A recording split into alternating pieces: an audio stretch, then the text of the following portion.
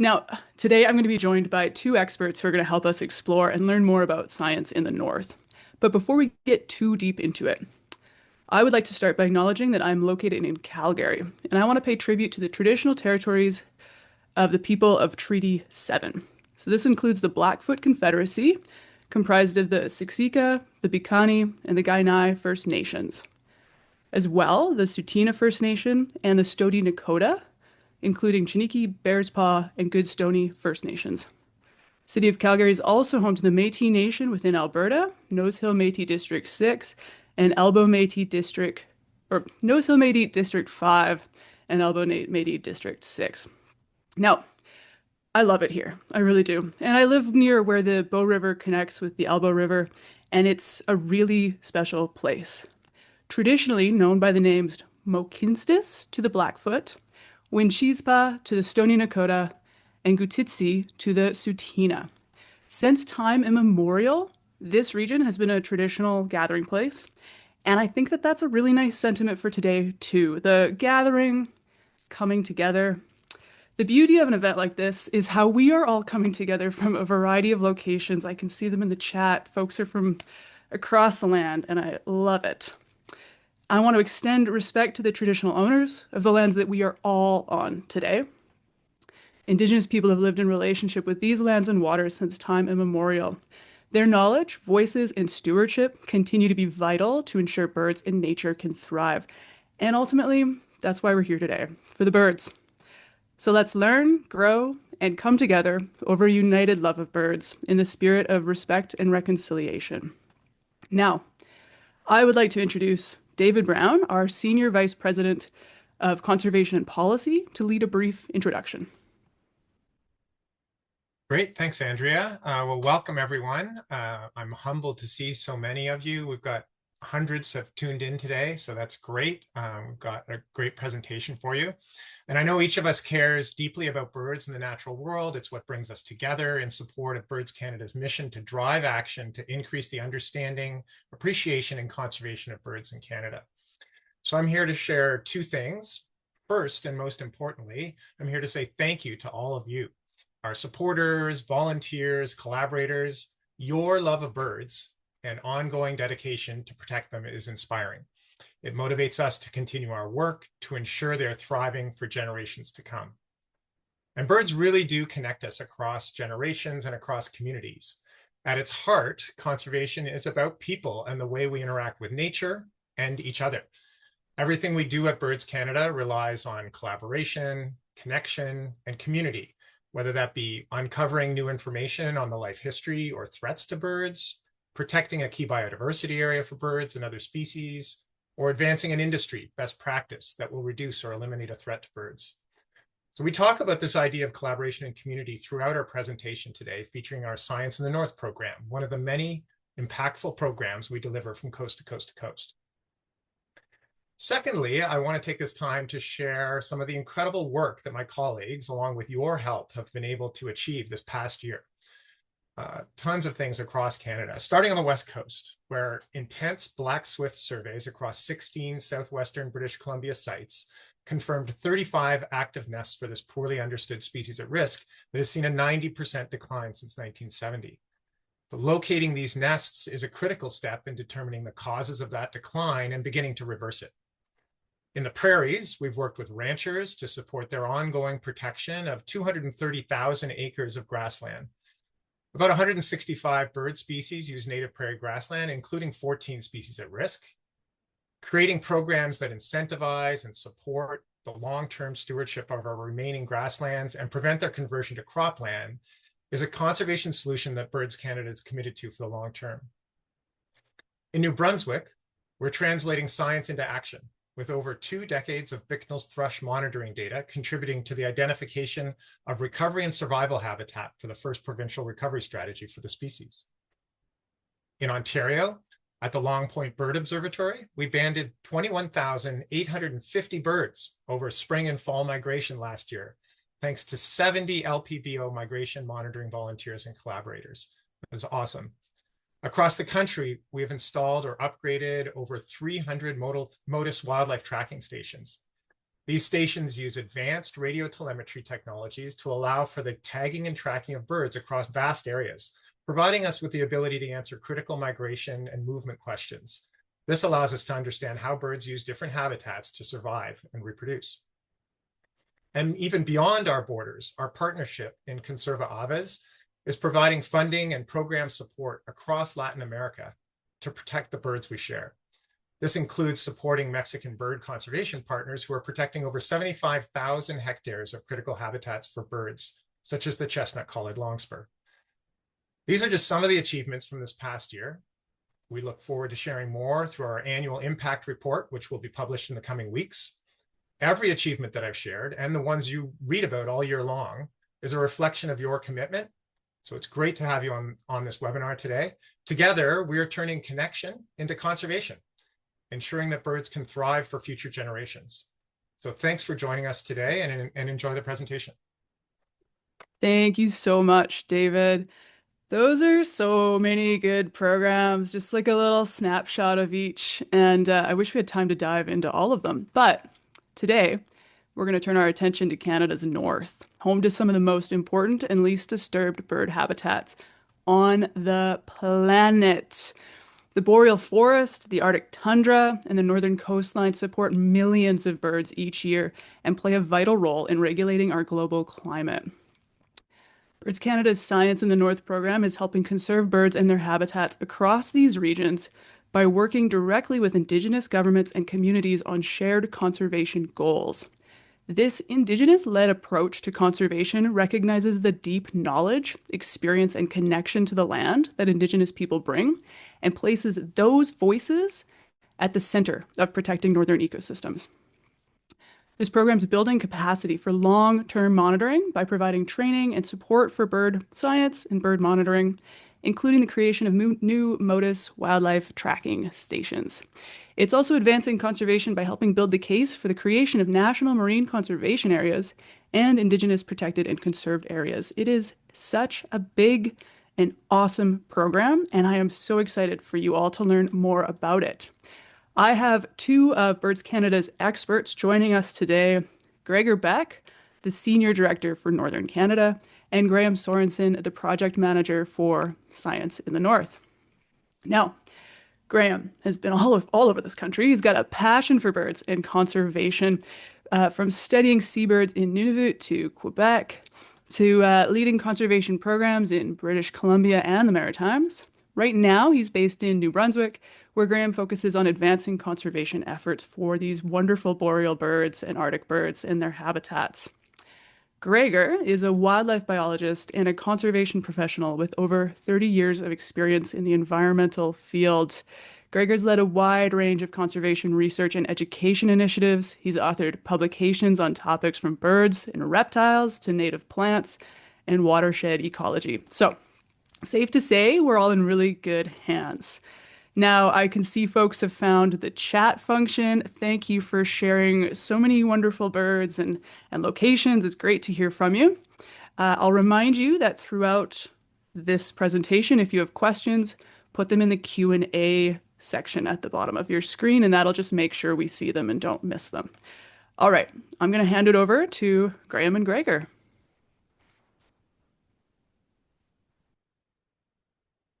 Thank you so very much, Andrea and Dave, for setting us up for today.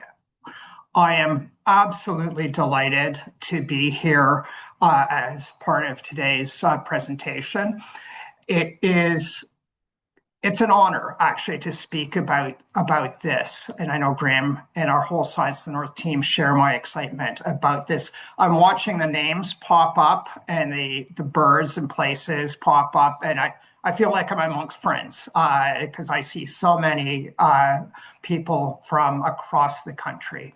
We're delighted to talk about Science in the North. This is a really exciting, major initiative of Birds Canada. And it's partly really exciting because it's a bit of a different approach to how we undertake our work. This is, and Dave and Andrea alluded to, the importance of community and connections. This is about working with Indigenous communities and making connections to address science needs and interests and applying the results in those data for conservation.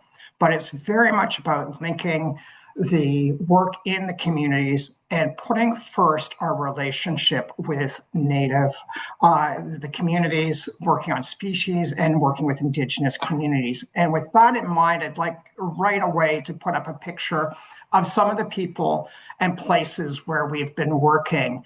Top left on your screen is our Science in the North team. A pleasure to work with all of these folks and across the Birds Canada family.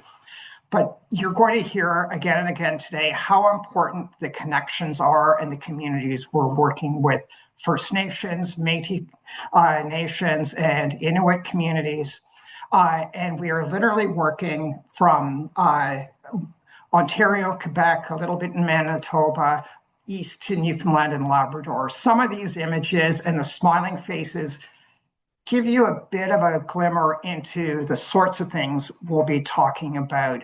And I want you to keep this picture in mind, if you will, while we talk about the project, the science, the birds, the places, because it's going to come back to the importance of working with people, about trust and those relationships. But before we get too much into the specifics, really want to think about and orient you to some of the places. The North is vast. It's expansive. The project focuses on the boreal and low Arctic region of central and eastern Canada for now, although we're growing a little bit in our extent. When you think of the North, and many of us will be patching in from central or southern Canada, and I see from beyond Canada as well, it is really important to think of partly the remoteness, but the beauty and how rugged it is. We've got diversity of habitats from expansive wetlands like these peatlands that you see here, to forests, to coastlines, to tundra. This image of the expansive peatlands, which is a type of wetland in northern Ontario, goes for great distances, and it's partly where one needs to see the respect for the land and the landscapes because of how large it is. Another great example from a video of drone footage actually taken by one of my colleagues while they were installing a MODIS station this past winter. It's really exciting. You're there on the Quebec coast near Waskaganish, and you can see the frozen sea ice, and then as the drone pivots around, you can see how the boreal forest is coming right up close to the coastline. Quite different from an image I'll show you in just a second, where you can see a salt marsh adjacent to the coastline. That image of ice and snow is really important because this is also a typically cold landscape, and one where sort of the winter season lasts for close to half the year. That said, there's a lot of concern about how climate change is impacting the North, and the rate of change in the North is critical. And we're seeing concern across all of the habitat types that you might see.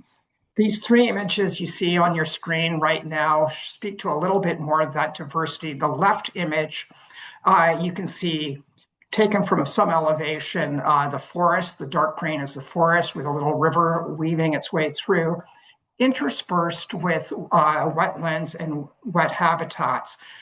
We used to think, when I was in school initially, way back when, talked about the tree line. Well, that was quite a misnomer because it's not a distinct line. The boreal forest gradually transitions through northern wetlands to the Arctic regions, and you get into these salt marsh areas and Hudson Bay lowlands, for example. But there is way more diversity in the North than I think a lot of people realize. There is a diversity of habitats and forest types. You've got flat lowlands, different types of geology, and you've got areas with peatlands, wetlands where the water is barely moving, to rugged northern flowing rivers on Canadian Shield. That diversity spans across, in the boreal region alone, about 1 billion B for billion, coast to coast to coast. So the extent of the North and the range is really makes the work challenging, but really rewarding. The other thing to keep in mind is why this area is such an important opportunity and responsibility for conservation is there's relatively low footprint so far from industrial activity. So that means it's really important for birds and wildlife and communities, but it's also a tremendous opportunity and responsibility. But let's not think of the North as a vast, remote area where no one lives. The boreal and Arctic regions, this is a peopled landscape. There are hundreds of communities, First Nation, Métis, and Inuit communities all across the North, and these lands are home.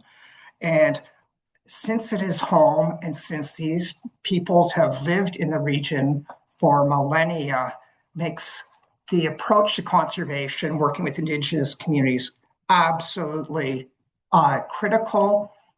And it's the opportunity for us in Science of the North to put community first as we think of science. I sort of talked about how the North is large and vast, and they're great expanses. You got a hint of that with some of those images in the drone and footage from the plane.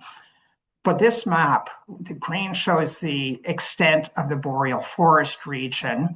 And you can literally see it going from the Atlantic to the far northwest, spanning literally the country. This map, if you look at the northern edge of that green region, it's kind of interesting because that area would be only partly forested. The forest gradually transitions as you move from south to north, and it gets these interspersions where the forest mingles with wetlands and gradually transitions into Arctic landscapes. The other thing that's really cool about this map in particular is the fact that you can see the dark brown. The dark brown shows the areas that are peatlands. Peatlands being that type of wetland that is very expansive across the north. It is holding unimaginable volumes of water. It's incredible. And you can see northern, the Hudson Bay, James Bay lowlands in particular being vital. This is a globally significant wetland type. The guy on the right is holding a handful of sphagnum moss, and it is sopping wet. This is a saturated landscape. If you were to squeeze that, the water would come pouring out, literally liters of water. So picture that kind of expansive wetland, the amount of water it holds. The other thing that peatland holds is vast amounts of carbon. And that makes this region really important for carbon sequestration, meaning it helps in mitigating climate change. You literally could squeeze the water out of there. But picture that landscape, the diversity of habitats, and now let's think of the birds. The North, the boreal forest, and the Arctic are vitally important for birds. Literally billions. The second time I used the B word. Billions of birds breed in the boreal forest and to the north in the Arctic. Some of the birds that we're really familiar with that are migrating through southern Canada right around now actually are there. There was estimates done that the boreal forest alone is a breeding grounds for 1 to 4 billion birds. It's an estimate from a few years ago. I love how things like the Swainson thrush top left, or the black-polled warbler, the fox sparrow, as they migrate from the boreal region south, connect people in central southern Canada into the US and into Latin America, depending on where the birds are migrating to for the winter season. These birds bring the boreal region and the Arctic region south. And it's really extraordinary. There are an estimated 80 million Swainson thrushes, the fox sparrow, which is migrating through where I am in southern Ontario near Long Point. Fox sparrows, 20 million estimate, 62 million for black-polled warblers. And as you go farther north, you get into areas that are critical coastal habitat for seabirds like the thick-billed murre. So it's an important area for birds. But a lot of the work of Birds Canada and some of our partners, like Environment and Climate Change Canada, have highlighted the fact that these numbers are changing. We can see some success stories of conservation with waterfowl and birds of prey increasing and some wetland birds. But when we think of some of those Arctic birds or shorebirds or long distance migrants, these are birds that are relying on the boreal and Arctic region. They are in serious decline. So the work that happens in the north through projects like Science in the North and our collaboration with Indigenous communities, vital to address this. So snapshot of that from State of Canada's Birds, and invite you to check that out on Birds Canada's website. But as we think of some good news stories and also some of the challenges, it brings us back to the importance of the context for science in the North, which is to work with Indigenous communities, and why our sort of first filter for this project is to be supportive of Indigenous-led conservation efforts. And this is really what it comes down to. We want to be respectful of the communities in the North, and we want to find ways to be supportive of their aspirations, and that's where it comes down to the collaborations. So why does Science in the North matter? I mean, we're bringing together a bunch of tools that Birds Canada has. We've highlighted how the region is important for conservation and for birds. We want to support reconciliation efforts. We want to make sure that what Birds Canada can bring to the table helps to address the science priorities of Northern communities and to help make a contribution to apply that for conservation in whatever form makes sense for the context of the North. And this will vary with different communities. There are major efforts across the North towards the creation and stewardship of Indigenous protected and conserved areas. Graham is going to speak to some of our work on this later.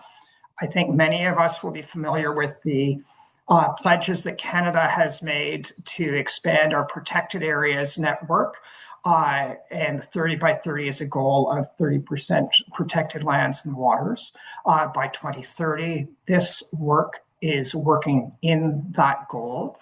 And just sort of moving on and coming full circle now to the approach that it comes back to working with Indigenous communities, taking the time to get to know people in the communities so that we can say, how can we help? Birds Canada has a proud history in science and bird monitoring. We have all sorts of tools that we work on. We work on the MODIS tracking system, key biodiversity areas, breeding bird atlases, a variety of citizen science programs. And those are all things that we can bring to the table and be able to respond to say, how can we work together to jointly identify priorities and hopefully add value to advance towards conservation. Just before I pass it to Graham to speak to some more specific examples, I want to just pause for a second. On the far left of your screen, you see the Deputy Chief of Fort Albany First Nation, where I visited and others in our staff this past year. There's the Deputy Chief showing us the Albany River, an aerial photo, and pointing at all the camps in the traditional areas of people from his community. It was one of those incredible moments where we were getting to know some community members and talking about priorities, interests, hopes, and fears for the future and what's to come, because he is pointing that hand, moving a little bit farther to the west, toward to the left, is the Ring of Fire area for mineral development. So a lot of concerns, but these are the sorts of conversations that are happening through Science in the North. And with that, I'm going to put up a map on screen and pass it over to Graham to talk about some of the specifics. Thank you so much, Gregor. And great to be here with everybody. As Gregor's mentioned, we have a lot of Indigenous collaborators at Birds Canada. And for Science in the North, these collaborations are the heart of our program and our conservation work. The markers on this map are just pins to represent some of the many collaborations across a broad scale of northern habitat, from conservation projects to understanding changes through bird monitoring, to building capacity in youth and communities around birds. We'll head into the Willow Ptarmigans Range now to share some of these collaborations. Birds Canada has a strong history of collaborations in the past few years with Mushkegowuk Council, who serve and support Omushkego Cree communities across a large area of northeastern Ontario. Our collaboration started through data sharing support to Mushkegowuk Council. Ensuring data is usable for Indigenous decision makers and communities means that data sovereignty on their land is upheld and that conservation decisions use all available data. The Ontario Breeding Bird Atlas, volunteer programs, key biodiversities areas data, and even autonomous recording unit data that we're currently analyzing can all support Indigenous decision making. One way all the data on this map, all this data can be used to support and strengthen efforts is to conserve a huge area of marine waters that are shown on this map here. That's part of a Mushkegowuk Council and Parks Canada co-led National Marine Conservation Area, an area significant for a wide range of wildlife. We've been really pleased to work with Mushkegowuk Council on a range of capacity building projects and knowledge sharing events. These have been very meaningful events to support or help lead, as our team has the strong bird expertise and knowledge to share. But we also get the chance to learn so much when spending time on the land, in classrooms, and even when in large meeting rooms. This past summer, we helped lead a BioBlitz at the Fort Albany First Nation, where Gregor just mentioned, to share information about birds and other wildlife. Nature walks and identifying the many boreal birds singing in the forest was exciting to leaders and students alike. We've participated in knowledge and research events, both in the North and for a second time this winter at the large ArcticNet conference. These events bring Western research and Indigenous knowledge together to help steer monitoring and conservation priorities. Next, please. This past summer, we participated in a shorebird camp as experts and field engagement support. I should note that throughout this presentation, as I'm saying we, I'm often not talking about myself, but talking about that great team at Birds Canada that Gregor shared a slide of. This shorebird camp highlighted the multiple dimensions of our work, simultaneously conducting monitoring of migrating shorebirds, engaging youth in the coastal environment, learning from elders about changes they've experienced, and thinking together about conservation goals and needs for this gorgeous coastline. In conversations with Mushkegowuk Council staff and Quechua First Nation elders, we talked about how to protect this coast through projects like Indigenous protected and conserved areas, and how to increase shorebird monitoring of this globally important coastal region. As we travel a bit south of that shorebird camp location, Moose Cree First Nation lies at the southern end of James Bay. Like many Indigenous groups across Canada, Moose Cree has land guardian staff that are knowledgeable about the land and have the role of supporting land-based activities such as conservation, research, and land stewardship efforts for their community. We had the opportunity this past summer to share bird monitoring techniques and tools and learn about Moose Cree lands during a trip to Kasagami Lake. The trip was also a chance to collect remote data for the Ontario Breeding Bird Atlas, data that can then also be used by Moose Cree First Nation and Mushkegowuk Council for baseline data in the region and to support decision-making needs. Training involved deployment of autonomous recording units and conducting early morning point counts. Afternoons involved further bird monitoring, but were also a chance to do some fishing and find interesting birds, like this Franklin skull in this picture, well outside of its normal range. I've mentioned ARUs, or autonomous recording units, twice now. These are battery-powered devices that can be left in remote places, like the one tied to the tree in the previous slide, to collect regular recording data and then be analyzed by experts after. Moving east, we are working with the Innu of the Quebec North Shore to build monitoring tools and skills to understand geese and waterfowl populations, species of importance to communities there. Our staff spent time conducting waterfowl surveys this past spring with several guardians and had lots of opportunities to discuss future priorities and how Birds Canada can help with them. The community and guardians were interested in app-based data entry for use on the land, so we're working towards a Nature Counts platform for them that will be built in French and in Innu. A reminder for all on the call that Nature Counts is Birds Canada's open source data platform used to support conservation decisions nationwide. During our time in the community, we had additional discussions about contributing to common loon monitoring in the region, especially in remote northern areas, and working to expand the Motus Wildlife Tracking System network with a station in Sept-Îles. I'll share more information on Motus a little more broadly in a few minutes. Another really strong collaborator over the past few years on a range of different projects is Nunatuavut Community Council in Southern Labrador. Working closely with our key biodiversity areas team, they help to gather data and add cultural information to support key biodiversity areas like the Gannett Islands shown in this map here. This and other KBAs help highlight the importance of the coast for seabirds like the razorbills in this middle image. Nunatuavut also collaborates closely with Birds Canada's citizen science programs, helping fill data gaps in the north on programs like the Atlantic Bank Swallow Monitoring Program and the Nocturnal Owl Survey. Recently, we've started working more with Nunatuavut to analyze their autonomous recording unit data to add additional information to planned Indigenous and protected and conserved areas throughout Southern Labrador.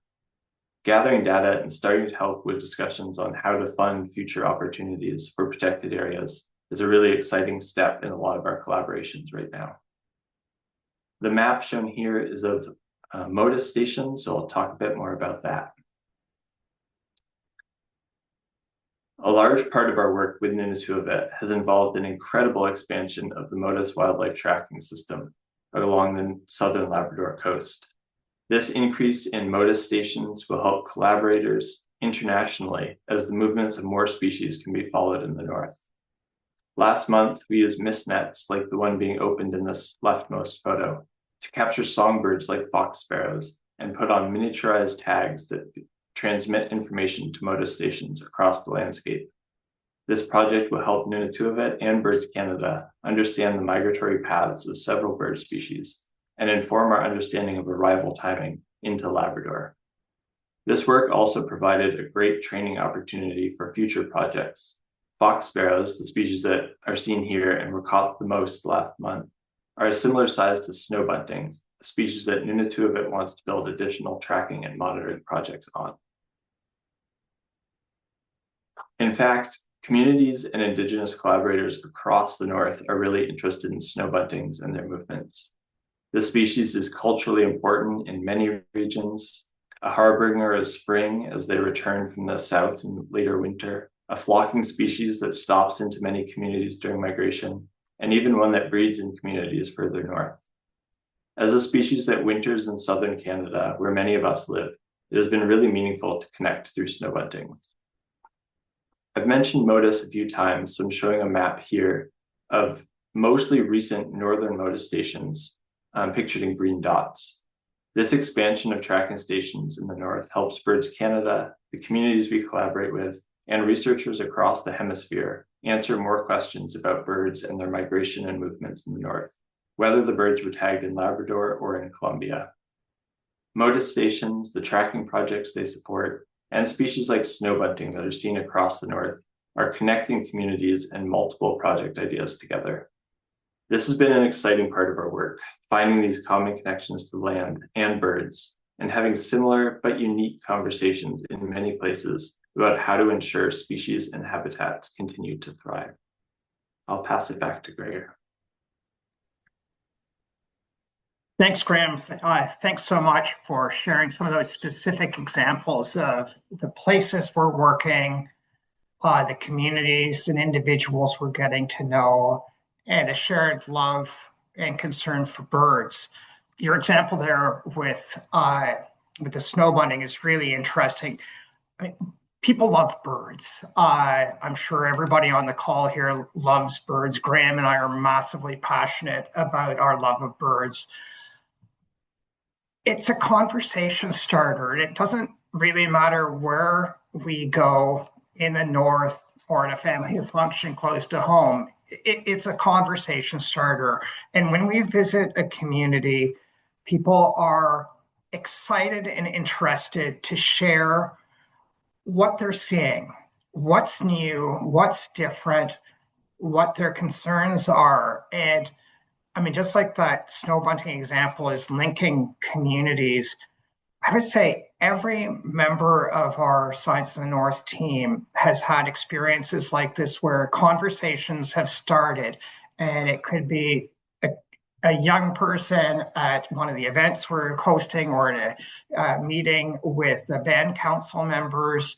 People are saying things like, you know, we're seeing more of these little birds, and they start describing, and you think, that's one of our warblers. And they're saying, we never used to see these. Or people are saying, we're really concerned how, you know, the winters are shorter, bird migration times are changing, and we're concerned about food security because the goose population is changing or stopover places are moving around. These are the sorts of conversations that are happening on a near daily basis through a program like Science in the North, and helping to bring some tools to the table that can address some of these questions where communities are interested. It's really been very rich and meaningful. I mean, those conversations, think back to that opening slide or the picture of the deputy chief from Fort Albany pointing to the Albany River. I mean, a lot of these events and community workshops and things we've taken part in, I mean, by the end of our time at a specific event, it's emotional. You know, there has been, I would say, in talking to our team members, the amount of emotion that is there while we talk about birds, but we also talk about reconciliation, how Birds Canada can support that through a project like this, or through broader actions of Birds Canada across the country, is really, I think, one of the most meaningful and lasting important things from the project. It may be a Canada Jay making a connection for us, or spending time in the boreal forest, but it really helps to illustrate the efforts we're making to foster a collaborative, respectful approach to science and conservation. Just before we turn it over to Andrea to host the Q&A, I just want to give a shout out to the Weston Family Foundation, who is the major supporter for the work of our Science in the North program. But with that, just say, I mean, we, during Q&A, happy to talk about where the program is headed as we build on the momentum that started. And Andrea, I'll pass it back to you to host the Q&A. Thanks, Gregor, and thanks, Graham, for that really lovely presentation. I feel like we got so many good insights, and I've loved learning about them alongside our whole audience here. We've had lots of great questions coming in. Please, folks, continue to send your questions in through the Q&A, and we'll do our best to get through them all. First, I have one that's really top of mind, I think, probably for people across the country. And, you know, a lot of us live kind of in more southern regions. So I'm wondering, regardless of where we live, how can people support this type of conservation? Thanks, Andrea. That's a really good question. I think one of the first opportunities and maybe easiest opportunities is, regardless of where you live, there's likely a First Nation or other Métis or Inuit community nearby. So take the time to get to know the Indigenous communities close to home. Are there events in those communities? Are there businesses one could support? But just take the time to visit the communities near to you. But if you have a hankering for travel and want to go north, do the research, check out which communities have capacity to welcome tourists from the south and support those northern communities through their tourism efforts. And you can learn about the birds, share some of those moments, and get to know the people, the places, and the wildlife in the north. A lot of these northern communities have tourism associations or tourism businesses. So that's a great starting point. So there's two ideas, one close to home and one that takes you north. I can just add quickly, one thing we talk about kind of regardless of the program we're talking about are some very local actions you can take. And in a lot of cases, when you're taking very local actions, because all of these boreal and Arctic birds come through southern parts of Canada, people across Canada can benefit these far northern species. So things like lights out during migration, keeping cats indoors, restoring and protecting native habitat, planting gardens specifically for birds. You can learn more at birdgardens.ca. And making choices as a consumer, like where your coffee comes from and whether it supports bird conservation. Yeah, I like that. There's lots of tangible, small things we can do in our day-to-day lives that absolutely impacts northern birds and birds beyond. We've had a few people ask a pretty heavy question, but it's an important one. Of course, wildfires are getting worse every year, and when we're looking at our northern birds, that's got to be huge. So I'm curious if you could share some thoughts on the impacts of the wildfires and the smoke, how it's impacting our bird populations and their distribution. Yeah, I can start to speak to that. Gregor, feel free to add in. This is a pretty active area of research, and we're continuing to learn more every year. Without a doubt, large wildfires are hard on migratory birds and birds breeding in that area, in the short term and in the long term, depending on the fire. The large amounts of smoke in recent years has disrupted migratory kind of paths of birds flying south or flying north, and sometimes has larger impacts where you have small groups that don't make it because of the smoke. In the north, if a fire happens during breeding season, birds in that area we know are going to leave. They're not going to have successful nests, and there's going to be impacts in that year. There are also benefits, though. In future years, many birds will come back to these burned areas and are going to have new habitat. Species like black-backed woodpecker is always referenced, but also early successional species in the years following that.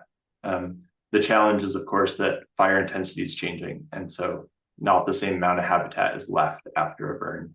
And so we're kind of still discovering what major impacts that's going to have, but it will have impacts on bird populations. You know, it's a question that's being asked a lot, and wildfire was a natural pattern of change in the boreal forest region. It was sort of wildfires blow down in, things like insect infestations. That was all natural element of change at a relatively large scale in the boreal. However, the scale of change, the extent of wildfires from the changing climate is huge. It's astonishing, the scale.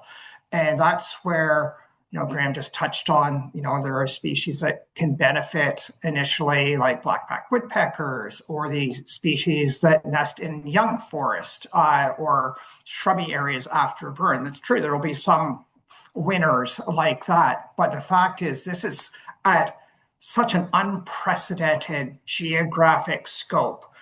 And this is a big concern that is top of mind for us at Birds Canada, and absolutely frontline impact for the northern communities. We're seeing these change. I mentioned in passing concern of changed sea ice, winter roads, which go in many northern communities, cross lakes and rivers on the ice, and it's not safe.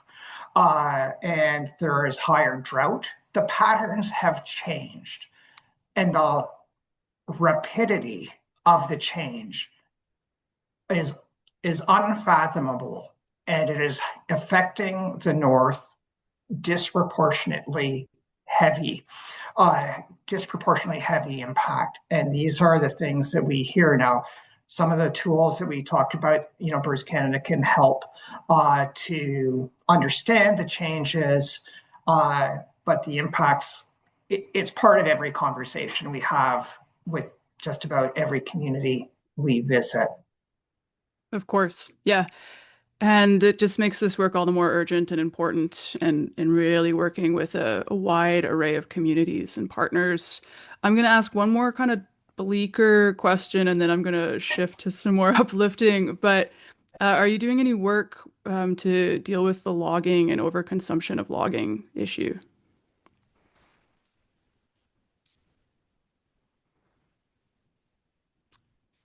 Graham, do you want to jump? Or go ahead. Go ahead. Birds Canada, the work that's happening, most of the work we're doing through Science of the North is in the central to northern boreal region. And so it's an area that's might be called frontier forest in many cases, where there's relatively limited commercial or industrial activity. This is an area where I think it's really important that the knowledge is there to identify habitats that are particularly important for conservation, where it's really essential to be working with Indigenous communities and the role of things like Indigenous protected and conserved areas to help identify areas that those communities have top of mind for protection from industrial activity. There are, of course, different perspectives in different communities on the sorts of development that is happening, and we need to be mindful of that. And so, it's challenging. Definitely, the work that is happening in collaboration with Indigenous communities feeds into areas that are of highest importance for conservation, including those sort of 30 by 30 conservation goals we mentioned briefly. And it also helps to inform sort of the more sustainable practices as well. Dave spoke to an example with Bicknell's thrush in the Maritimes in Atlantic Canada. So we have some input to that, both in terms of gathering the data for science, as well as helping to inform priority areas for protection through protected areas establishment. And that could take many forms. One of the interesting things with this program is that we're being very pragmatic in terms of what does conservation look like in the North. We're trying to be supportive of conservation efforts that reflect and respect the Indigenous priorities. And it might look a little different from a simple lines on a map. It may be something that takes more time to develop to get the community involvement and support. But it's critical, and this is where traditional Indigenous knowledge and Western science tools can really come together. And it's interesting to see how complementary that is. That's one of the fun parts. For sure. And kind of on that note, I've got a few questions about how the program collaborates and works. So Graham, I'm wondering if you might give some insights. This question says, WWF and CPAWS also emphasize Indigenous-led conservation. Is Birds Canada working with these NGOs to optimize the area for birds and bird identification and just, really maximize that effort? Absolutely, yeah. And that's been part of my role and Gregor's role in ensuring that we're not, through this program where we're trying to work collaboratively with Indigenous groups, we're not putting more pressure and more burden on Indigenous groups to collaborate. And so part of doing that is ensuring NGOs and federal and provincial governments as well that are trying to do conservation or bird monitoring work in these areas are working together. And so on the side, we're having lots of meetings to make sure our efforts are collaborative. We're not duplicating asks to start a new bird monitoring project or to support a conservation area. And so a lot of it is about collaborations, both with Indigenous groups, but also with the other NGOs in this space.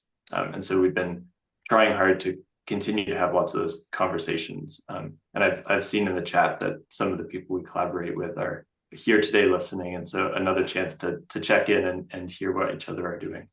That's great. And does Birds Canada work with universities is another question I've got here.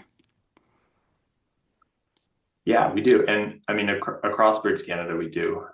A lot of the questions that we have as Birds Canada biologists and scientists are questions that university faculty are wanting to answer to.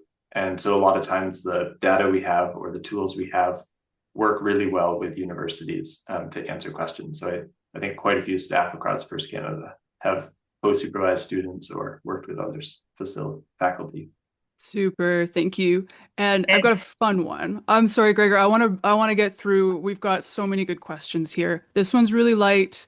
Could you say roughly what percentage of South and Central American birds are estimated to migrate to the boreal forest? Either one of you. That's a hard Or is one. it too hard? If we can reverse the percentage, we can talk to it better. A high percentage of boreal forest breeding species migrate to Central and South America. The diversity in Central and South America is so incredible that it's probably a much lower percentage that makes it all the way up to us. That totally makes sense. Yeah. They've got so many birds, and not all of them make that long migratory journey.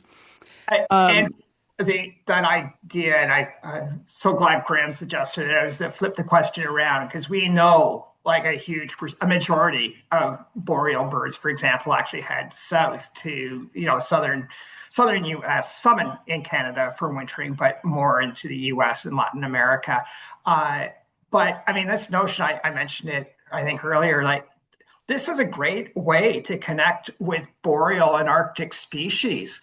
If you see snow buntings on the prairies in winter or anywhere, you have a connection to where these Arctic birds. If you see, those warblers or thrushes that are still passing through right now through southern regions, they've come from the boreal forest. And so, it's a connection. Those birds bring the boreal and the Arctic south, which is pretty cool. It's incredible. Bird conservation takes a massive team because these birds just don't know borders, and I love it. We've got a question. It seems like a lot of the work is currently focused on the Northeast. Do you have plans to move more Northwest? And also, I'm going to bunch another one into that. Does Science in the North project have a limited timeline, or kind of how do you see this program expanding? I can maybe kick that off.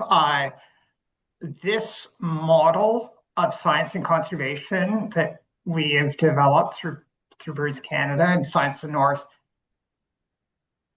we're really excited at the traction and the response. I shouldn't speak for others, but I think I'm safe to say that it's been well received where we're working, and we're getting interest and questions about could we expand farther to the Northwest, for example.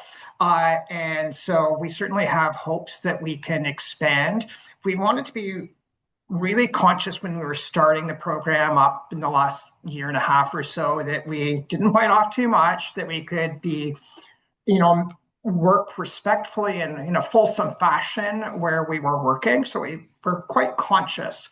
But the interest for expanding farther north and west is absolutely possible. I mean, we have restraints, obviously, in time and budgets and things.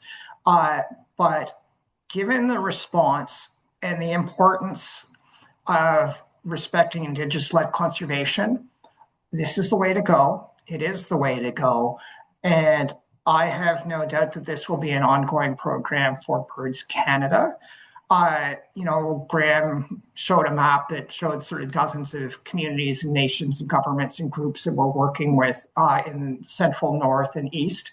But Birds Canada is working beyond that too. We're working with about 100 Indigenous groups or communities across the country, literally coast to coast to coast, all provinces and territories, in fact. So it's kind of a model that it's absolutely to heart in the most meaningful way. Yeah, it's a huge, really exciting program. I can't wait to see it grow. We've had so many good questions coming in here kind of near the end, and unfortunately we're kind of coming down to our final minute, so I'm gonna have to wrap up. I do want to say though, if we haven't had a chance to answer your question live, please do reach out. We're more than happy, Gregor or Graham or myself, we're all more than happy to spend a bit of time on email and chat with you a little bit more. And as we close out, I want to leave you with a couple thoughts. The seasons are shifting. We sometimes kind of get into these cozier modes, and maybe we lose touch with nature a little bit. But I think now is the time to really lean into our birds and take on a new hobby, and that would be Project Feeder Watch. It's a fantastic way to help track some of these northern birds as they're coming down into southern parts of Canada and see what their populations are doing, see where the finches show up this year. Project Feeder Watch is a really fantastic way to just stay connected all winter long. It kicks off on November 1st, so now's the time to sign up. Another one I want you to think about is Christmas Bird Count, which runs every year from December 14th to January 5th. And actually, we had someone in the chat say they're looking for more CBC participants this year. Their numbers are down. So let's big shout out, get out there, volunteer, join a Christmas bird count near you.